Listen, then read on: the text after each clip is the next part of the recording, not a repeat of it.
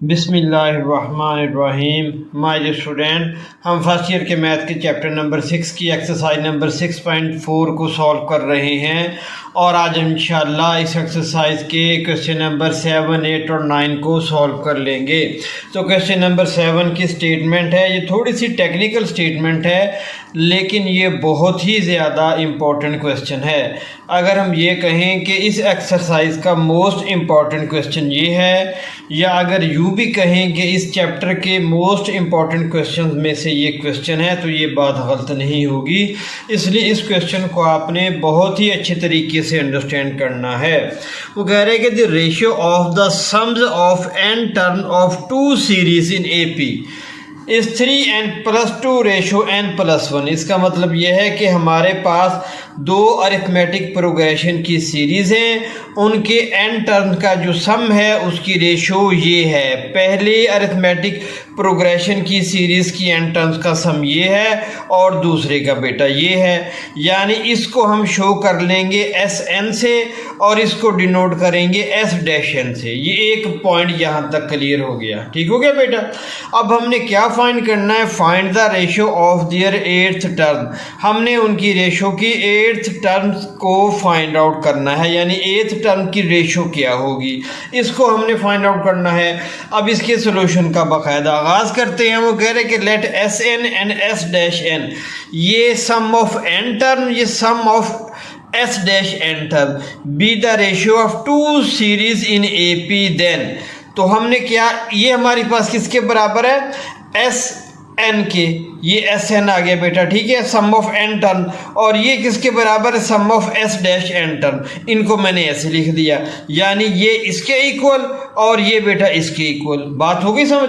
अब 2:3 का मतलब हमारे पास क्या होगा? 2:3 का मतलब बेटा हमारे पास होता है 2/3, यानी 2/3।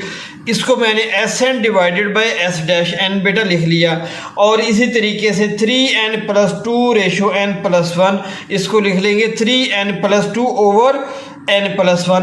अब देखिए सम ऑफ n टर्म्स का फार्मूला हमारे पास क्या होता है? यही फार्मूला होता है। देखें, मैंने सम ऑफ n टर्म्स की जगह पे उसके फार्मूले को यहाँ पर बेटा लिख दिया। और यहाँ पर क्या है? S-n हमने क्या किया? n(2) एज इट इज आ गया, और A1 की जगह पे हमने यहाँ पर A1 था, यहाँ पर A1' डाल दिया, और यहाँ पर D की बजाय D' डाल दिया, और राइट हैंड साइड हमारे पास एज इट इज आ गई। अब n/2 से कैंसिल हो गया। अब ये हमारे पास रिमेनिंग एक्सप्रेशन बेटा बच गया। अब हमने नेक्स्ट स्टेप क्या करना है? यहाँ से 2 को कॉमन लेना है। अब यहाँ से 2 को कॉमन लेने की वजह क्या है, अभी आपको बेटा समझ आ जाएगी। लेकिन इससे पहले एक छोटा सा कंसेप्ट आपको क्लियर करवाना चाहता हूँ। देखें, अगर हमारे पास इस तरीके से हो 2+4 और बेटा हमें कहा जाए इसमें से 2 कॉमन ले लें, तो हम क्या करेंगे? यहाँ से 2 कॉमन ले लिया और यहाँ पर 1 बच गया, यहाँ पर 4 बच गया, 2 बच गया। अब ये हुआ किस तरीके से? असल में लॉजिक हमारे पास ये होती है कि जो नंबर हम कॉमन लेते हैं उस नंबर से ब्रैकेट के अंदर मौजूद हर टर्म को डिवाइड किया जाता है।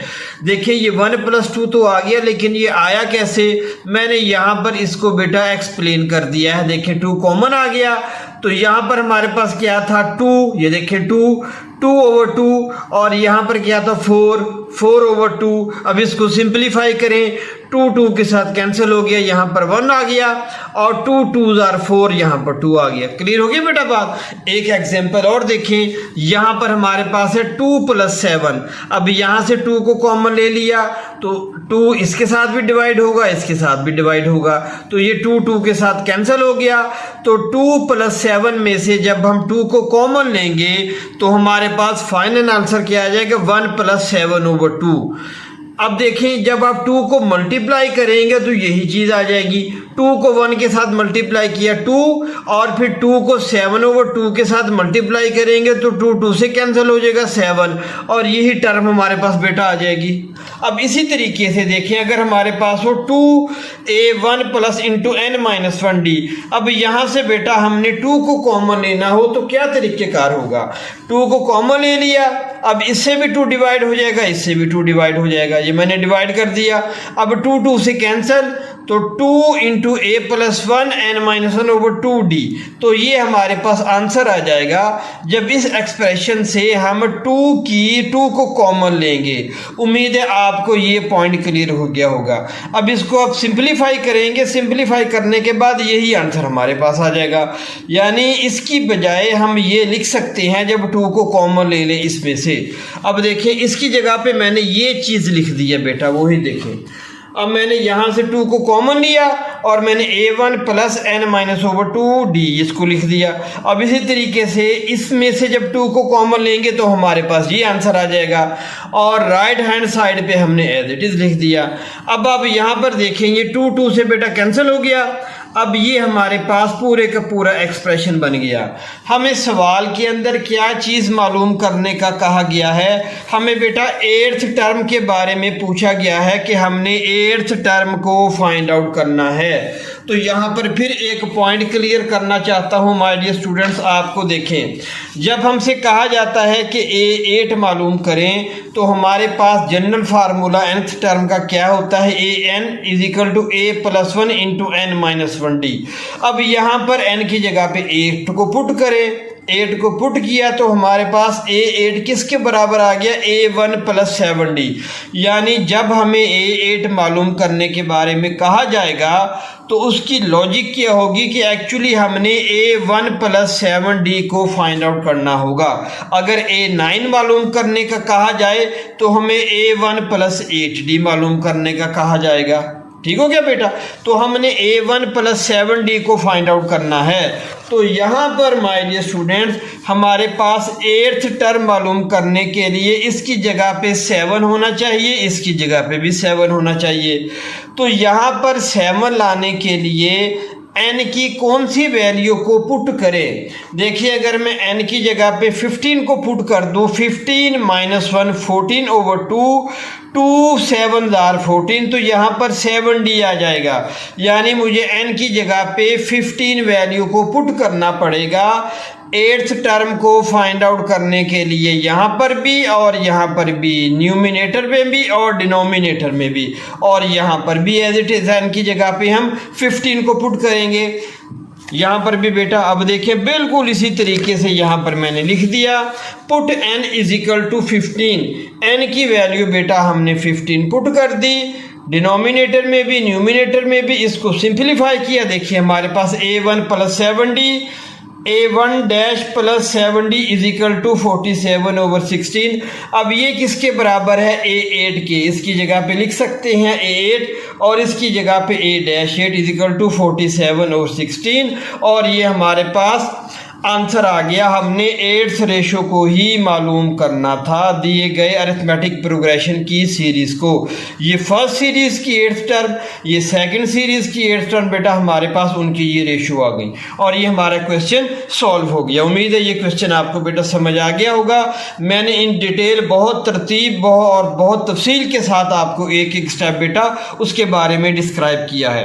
अब नेक्स्ट क्वेश्चन की तरफ मूव करते हैं। क्वेश्चन नंबर हमारे पास आ गया 8। If S2, S3 and S5 are the sums of 2 and 3 and 5 and terms of an AP, show that हमें दिया गया है ये S2 हमारे पास सम है 2n टर्म्स का और S3 हमारे पास 3n का और S5 हमारे पास है 5n का।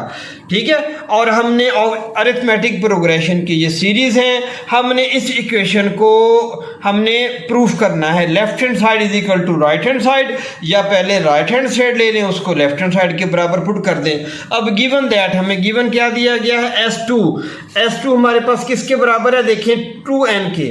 S2 यानी कि are the sum of 2n term, यानी 2 की जगह पे हम 2n को पुट कर देंगे। ठीक हो गया बेटा? और देखिए यहाँ पर हमारे पास n ओवर 2 होता है, अगर यहाँ पर n हो तो यहाँ पर n ओवर 2 होगा। अब यहाँ पर 2n है तो n को 2n से हम रिप्लेस कर देंगे, 2n ओवर 2 आ गया। ठीक है बेटा? 2a1 plus 2n minus 1d। यहाँ पर भी हमारे पास n -1 होता है वहां पर हमने 2n कर दिया, यानी इस n की जगह पे हमने 2n जब रिप्लेस किया तो जहां जहां पर हमारे पास फार्मूले में n होगा वहां पर 2n को रिप्लेस कर देंगे। बस इतनी सी बात बेटा आपने अपने जहन में रखनी है। अब यहां पर 3 है तो n की जगह पे 3n पुट किया, फार्मूले में जहां जहां पर हमारे पास n होगा वहां पर 3n पुट कर देंगे। अब यहाँ पर S5 है तो n की जगह पे हमारे पास 5n होगा, और जहाँ जहाँ पर हमारे पास n होगा उसकी जगह पर 5n को रिप्लेस कर देंगे। इस तरीके से हमने इसको लिख लिया बेटा। अब हमारे पास पहला काम क्या है, S3 माइनस S2। ये S3 माइनस S2 के हमने प्रोसेस को बेटा यहाँ पर कंप्लीट कर लिया। ये हमारे पास S3 फिर माइनस ये हमारे पास S2। अब यहाँ से n/2 हम कॉमन ले सकते हैं, यहाँ पर भी n/2 एग्जिस्ट कर रहा है और यहाँ पर भी बेटा n/2 एग्जिस्ट कर रहा है। इसको हम कॉमन ले लेंगे तो ये 3 इससे मल्टीप्लाई हो जाएगा और 2 बेटा इससे मल्टीप्लाई हो जाएगा। अब ये मल्टीप्लिकेशन का प्रोसेस है, यहाँ पर माइनस है तो अंदर के साइन बेटा चेंज हो जाएंगे। इसको सिंपलीफाई करेंगे। अब हमारे पास क्या होगा, देखिए ये 6a1 है यहाँ पर और 4a1, 6a1 minus 4a1 2a1 आ गया, फिर 9nd माइनस 4nd हमारे पास 5nd आ गया, और उसके बाद हमारे पास -3d plus 2d minus 1d आ गया। अब राइट हैंड साइड हमारे पास क्या है, अगर आप देखें S3 माइनस S2 को तो हमने फाइंड आउट कर लिया।